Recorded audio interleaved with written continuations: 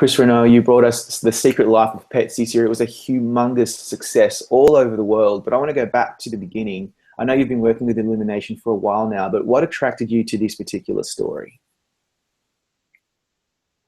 Well, I think probably what attracted me to the story is what made it so popular with the audience, which was an opportunity to explore, what our pets do when we're not around. But also, even more general than that, just an opportunity to do a movie about pets and all these animals that are in our lives. I mean, personally, I've had a pet, I think, all my entire life, except maybe a couple of years out of university or college. So, and I've had a lot of different animals. So it was a fun opportunity to sort of explore that world and tell a story with these animals that are so important in our lives. Yeah, just following on from that, it's funny that a lot of other movies haven't really been made about this because it's such a universal concept where everybody seems to have had a pet or have a pet and have this relationship with animals. And it's amazing that it hasn't really been explored as much as it probably could have been. So I think you guys touched on a nerve there, and that's why it's been such a success. But what I'd like to know is, how do you, because I think you're a really good person to ask this question because you've done it before. How do you go between that line of pleasing the kids, because this is a really, really fun kids movie, but also pleasing, adults and grown-ups and people who kind of want a bit more to the story so that they're not falling asleep in the cinema? How do you? It's a very, very difficult thing to do, isn't it? It is. I think one thing we tried to do, certainly with Despicable Me, Despicable Me 2, and with this film, is try to develop a sensibility that appeals to adults and parents, a comedic sensibility.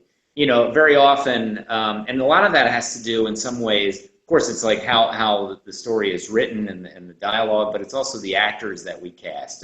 People like Steve Carell, Louis C.K., Kevin Hart, who imbue these characters with a sophisticated comedic sensibility, you know what I mean? And I don't mean sophisticated like high, I just mean like, it can have sarcasm, it can have irony.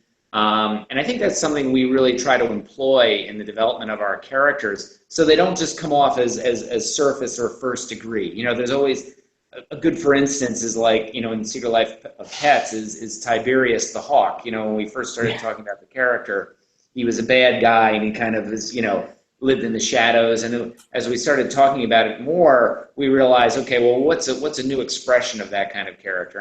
And it was a guy who was, yes, wanted to eat everybody around him, but was trying to overcome that because he's so lonely, and of course, and then casting a guy like Albert Brooks, who's a brilliant comedic talent, to sort of bring that to life. So it's those kinds of things, like creating that other layer that hopefully takes the characters to the next level and gives them some appeal for adults. Yeah, Tiberius in particular was a real surprise for me. In particular, just going through the movie, enjoying it, and then having to deal with that kind of more complicated character. Trying to explain to my son, because a child probably doesn't quite get that nuance, and trying to explain to him, okay, look, he loves eating people, but he's trying to overcome that. It's a challenge, and I thought that was really hilarious. It's a really nice touch. Were there any other characters in particular that you found challenging to cast? From a narrative point of view, one of the harder characters to land actually was Duke, the dog that, Katie adopts, that sort of disrupts Max's life. And it's sort of a classic problem where you have a character coming in who's aggressive, as Duke is, but how do you maintain appeal? And I think the tricky part with a character like that is you want the audience to feel empathy for him and be on his side, but he also has the role of being, again, an aggressor and pushing out our main character, making our main character feel insecure or nervous. And so that's a balance. We learned a lot on that. I remember very clearly in the first Despicable Me was how mean to make Gru, because he's a mean guy, he's a villain, but he also needs to be appealing, and you want the audience to be on his side through the film. So I think Duke, we had some similar challenges in sort of finding that balance was something that we had to work at. Yeah. And another thing that I've always been curious about with movies of this particular genre is you're making a talking animal film, so they're anthropomorphized, and we've seen a lot of that over the last few years. Tell us about the challenges of making that kind of film unique and something that we haven't seen before. What were the things that were going through your mind as this film was being developed? Well, I think, we had something very special from the outset compared to, some other projects, which was the fact that we were doing a film about pets. And by that I mean, when we first started the film and I was talking with the animators and the animation directors, one of the challenges that I put out there for all of us is that to really try to make these animals believable as animals and as the pets in our lives. Avoid anthropomorphization, even in the storyboard artists, like avoid things like hand gestures and things that of course we did it sometimes. Certainly a character like Snowball the rabbit has a lot of that. But with the other, trying to find those expressions of behavior that are unique to dogs, cats, whether it's Chloe playing with a mouse, if she's talking to Max, or if it's when Max is excited that Katie's coming home, he does that little shuffle with his head that your dog does, things like that. I think gave us kind of a great opportunity to sort of, create a unique expression of animation, but also sort of gave us some distinction with other things that other projects that are out there. Yeah, that's really interesting because I think it would be quite challenging. When you're developing a film like this, I would imagine it would take many years. We always hear from animators and people who are working in that particular genre. This took 5, 10 years, 15 years. It's a little bit different for you because this is all part of this this team of people and this production company that have brought out these highly successful films and very, very beloved films in popular culture. Can you talk us through the process of bringing a film like this to life from page to screen? Sure. With this film, it was interesting because we were actually discussing what to do next. I was coming off of, or I was actually still working on Despicable Me 2, and was talking with Chris Renaud, the head of Illumination, and he said, what about doing a movie about what your pets do when you're not around as a concept? And so we started from that very strong concept, but the challenge is we had no characters, no story, like, what is that? And the great thing about that concept is you can go anywhere, but the bad thing about that concept is you can go anywhere. So we had to, because they could be solving a murder mystery, they could be flying to the moon. I mean, you could do anything you want. So but where we came to in this film was going for the relatable idea, the really an expression. And I think one of the things that really was very successful was that opening scene where when the owners leave, and we really get a chance, that first window into what your pets do, the cat smacking your food away to go eat a chicken, the dog using the mixer to rub his belly, all these things that kind of, but if you think about it, those things are very normal. A cat doesn't like its food, your dog likes its belly rubbed, but we just sort of take it to the next level. And that felt like the right place to start this world. So from there, of course, we go into character design, work with a very talented production designer, character designer, Eric Guillon, who was on the Despicable Me movies, and trying to flesh out the world and also the look of the city, New York.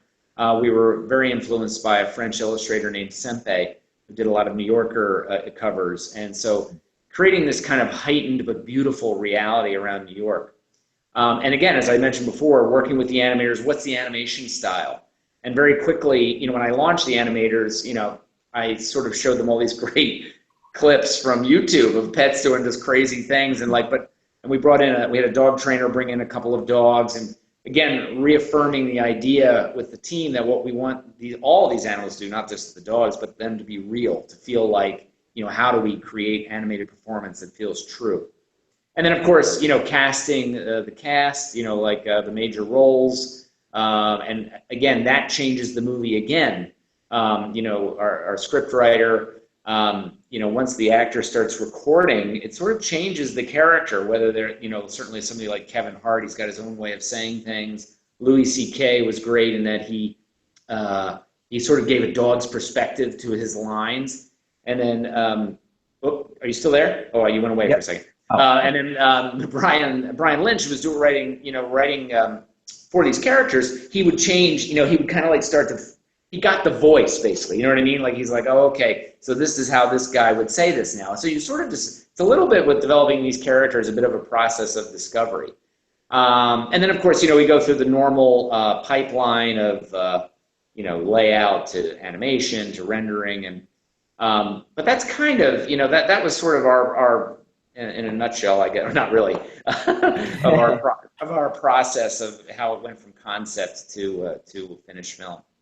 And I think also you develop some ideas that inform how the movie comes to life, like, thinking of things like the animated performance, like what can we do that makes it distinct, and you sort of develop those ideas and carry them through to the end of the project. The other aspect I'll touch on is the music with Alexandre Desplat. I mean, we were, looking to. I had asked the editor to temp with jazz infused where he could, Alexandre came in and instantly had an idea of how he could capture the musical feel of this world in a very unique way. And I think that the score that he came up with not just reinforced the film, it sort of took it to a new place. And I think it's a very, very distinct score, kind of, for me anyway, unlike anything I've heard in an animated movie. And so that was kind of the final piece that made it all come together. It sounds like, I mean, it was obviously a lot of work, but it sounds like you guys had quite a lot of fun on this one. It was a fun concept to bring to life. And was there a lot of joy on this one in particular?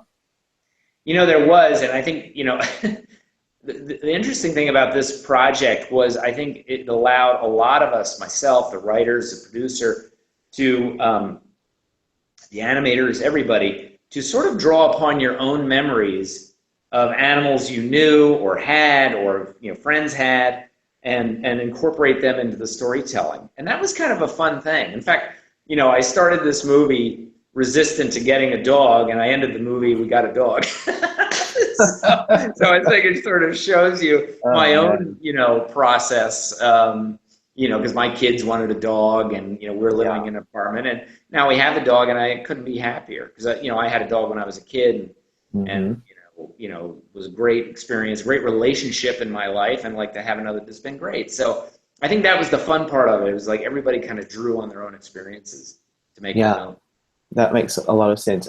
With you in particular, given your success to date, do you feel a weight of expectation that you're, you want to meet expectation because people know what to expect now, and also you've had so much success with, particularly the Despicable Me films.